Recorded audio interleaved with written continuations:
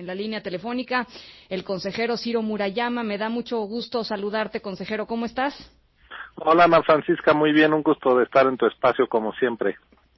Pues a ver, están los 50 millones de pesos que se acaban de aprobar. ¿Para qué serán estos 50 millones de pesos y cuánto va a costar en total?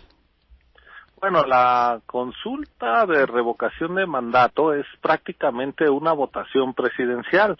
Así como hicimos en 2018 una votación para elegir presidente, hoy puede ser una para destituirlo, para revocarlo. Entonces, tenemos que desplegar una movilización nacional prácticamente de la misma magnitud en términos de confianza, de certeza, y estamos hablando de más de 2.800 millones de pesos, porque lo que necesitamos hacer, si se juntan las firmas, es en enero salir a capacitar, a visitar en sus casas a prácticamente 12 millones de ciudadanos, que son el 13% del padrón electoral, que nos obliga la ley a notificar para que ellos se hagan cargo de la instalación de las mesas de casilla, de 162,000 mesas de casilla, donde la gente podrá votar. Así que se trata, pues, como si fuera de una elección presidencial, de algo similar.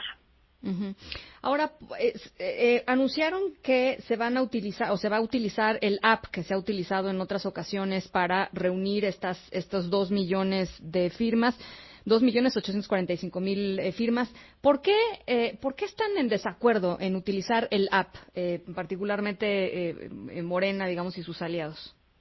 Pues la verdad es que a mí no me queda muy claro que sea una razón del todo práctica, porque se ha demostrado que la app es útil para reunir los apoyos desde hace 4 años, desde 2017 la probamos, cuando íbamos a verificar que se entregaran las firmas para ser candidato independiente. Esta app nos permitió detectar mucho fraude. Te acordarás que incluso hubo un aspirante, Ríos Peter, el autollamado Jaguar, del que detectamos que el 85% de sus apoyos pues en realidad eran firmas falsas. ¿Y por qué lo logramos hacer? Porque la app lo que hace es que pide a los auxiliares, a la gente que anda recabando las firmas, que son los que deben de tener un teléfono inteligente, que tome la foto de la credencial por el anverso y el reverso, que además le tome una foto viva a la persona que está dando el apoyo y que la persona firme. De esta manera, si los partidos políticos tienen los datos del padrón electoral, porque hasta 2017 se les entregaban todos los datos de los electores, los pueden vaciar a un papel. ¿Cuál es la manera de evitar que haya, digamos, suplantación de identidad y que alguien se ponga a hacer firmas falsas poniendo en un papel los datos de los ciudadanos que están en el padrón? Pues justamente se necesite tener la credencial, tener a la persona delante y que la persona firme. De esta manera hemos evitado mucho fraude. Morena estuvo de acuerdo en que se hiciera así para las firmas de aspirantes a candidatos independientes y para la constitución de nuevos partidos el año pasado. Y ese método que avaló y respaldó para evitar fraude, ahora lo está cuestionando. Así que, pues yo lo digo con toda franqueza, la app nunca ha sido un impedimento para que alguien consiga firmas, apoyos, pero sí es un impedimento para que alguien haga trampa y esa trampa no pueda ser descubierta. Así que quienes quieren impulsar la revocación de mandato de manera legítima tienen esta aplicación a su disposición, en sus manos, para hacerlo de manera honesta. Y si juntan estos 2.800.000, casi 50,000 firmas, pues adelante habrá. Pero si no lo juntan y lo que nos quieren entregar son firmas falsificadas, pues no va a proceder. Porque después del ejercicio en candidatos independientes no hubo una queja formal. Es decir, yo no me acuerdo de que hubiera habido una discusión intensa sobre la calidad del app ni sobre lo que sucedió después. O sea, se aceptó el resultado, digo, salvo por el propio Ríos Peter y etcétera, pues, pero pues básicamente se aceptó el resultado. Los actores políticos lo aceptaron, ¿no? O sea, así es, incluso el propio Tribunal Electoral pues se pronunció acerca de la validez de esto, y déjame decirte que ahora se usan argumentos como que están excluyendo a la población de más bajos recursos. Es falso, porque no necesitas tener un teléfono inteligente para dar tu apoyo, incluso puedes entrar desde cualquier café internet, desde cualquier computadora y decir yo quiero que sea la revocación de mandato, pero recordemos que Marichuy, esta candidata indígena, logró un buen número de respaldos a través de la app. Al final no consiguió los que se necesitaban, pero no fueron por un problema tecnológico, fue porque se quedó con menos apoyos ciudadanos de los que la Constitución marca, y ella pues entregó sin tratar de sembrar firmas falsas, lo cual pues es una actitud, yo creo que encomiable, el hacer política de manera honesta.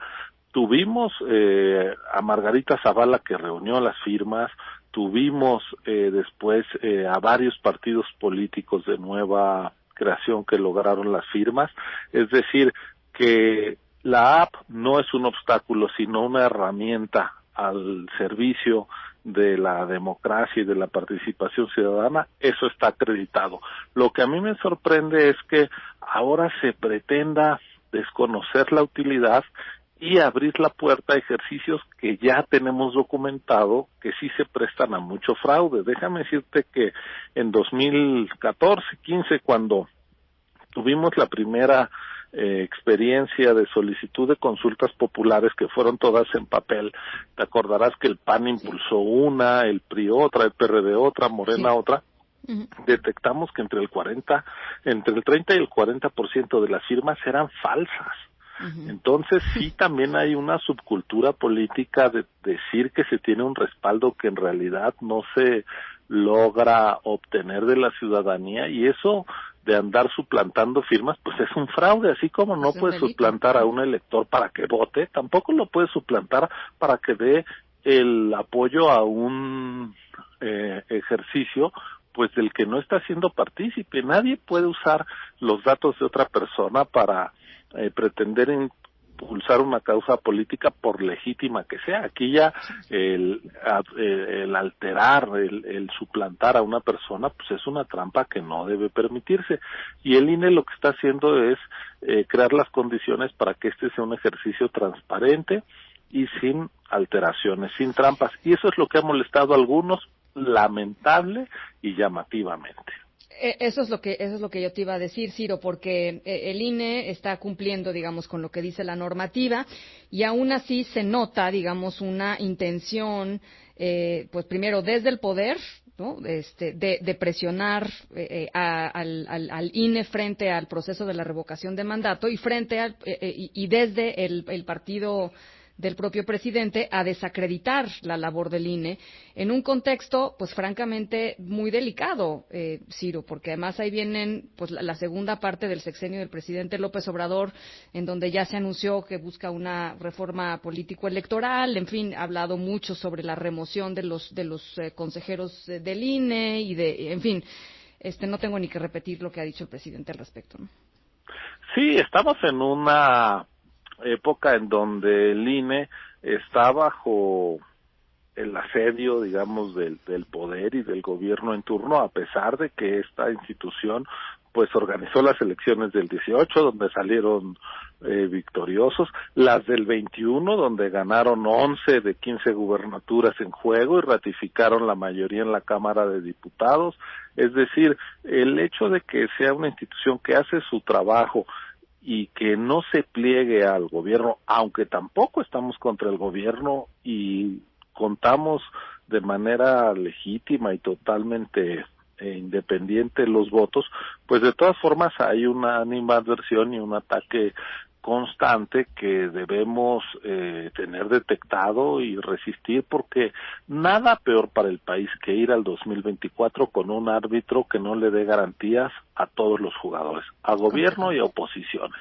Entonces esta nueva versión de desacreditaciones al INE, pues a mí me parecen injustificadas, la verdad muy abusivas, y son parte pues de una estrategia también de polarización medio llamativa.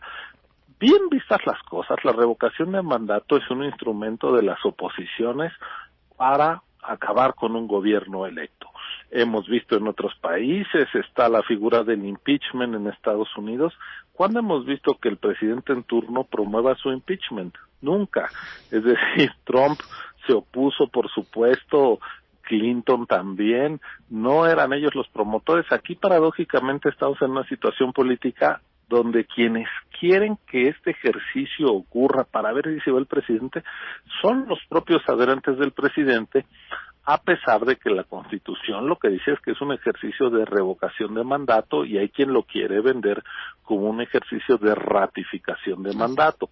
Como el INE no ha sido parte de esta idea de ponerse al servicio de una nueva campaña presidencial, sino de hacer un ejercicio genuino y donde se revisen bien las firmas, pues nos está tocando otra vez una andanada de descalificaciones, pero yo creo que nuestro trabajo es mantenernos serenos y dar todas las explicaciones como la que ahora pues amablemente tú me permites dar a tu auditorio.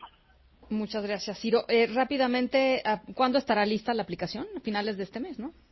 Bueno, realmente la aplicación entra, o sea, la recolección de firmas inicia el 1 de noviembre y termina el 15 de diciembre. Ese es el plazo en el que se tienen que juntar los casi 2.850.000 firmas que representan el 3% del padrón electoral, pero no basta con que sea el 3% en todo el país, sino que debe ser al menos el 3% de más de la mitad de las entidades federativas, es decir, de 17. Sí. Así que hoy en día no sabemos si va a haber revocación, en buena medida dependerá de que se den esos apoyos y que se den de forma genuina y comprobada que así fueron, que son ciudadanos de carne y hueso con su credencial de elector en mano los que la solicitan, no líderes políticos haciendo mal uso de listas electorales. Bueno, pues ojalá tengamos oportunidad de conversarlo durante todo este proceso, Ciro. Muchas gracias por lo pronto. No, cuando gustes. Gracias a ti. Gracias. Un abrazo. Ciro Murayama, consejero electoral del Instituto Nacional Electoral.